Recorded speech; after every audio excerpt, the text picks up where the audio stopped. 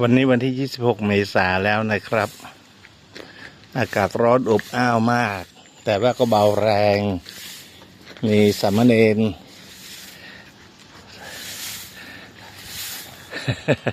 สามเณรตะนะ ชื่อตะเนาะฮะกะสามเณรมาช่วย เบาแรงในเรื่องหน้าโบสถ์ไปเลย ใสเลยสาธุเนื้อสามเณรครับ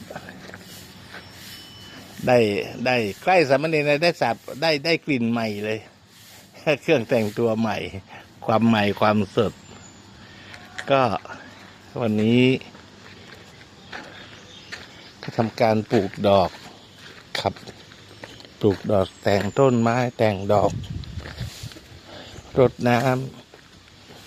ำก็ช่วยกันกับผู้กองก็มาช่วยอีกวันหนึ่งใสเลยครับปรับปรุงปรับก็สบายขึ้นนะครับเพราะมะขามต้นมะขามก็เริ่ม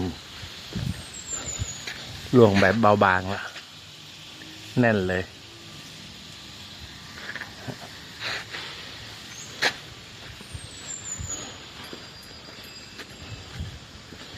รักษาความ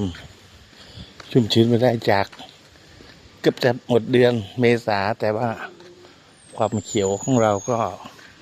รักษาไว้ได้เพราะน้ำไม่แห้งเลยครับปีนี้ไหลตลอดน้ำมาแห้งนี่ทำให้เรามีกำลังใจรดได้ตลอดเนาะโอ้โหจุดนี้จุดหลังโบสถ์ผู้กองลุยเต็มที่เลยวันนี้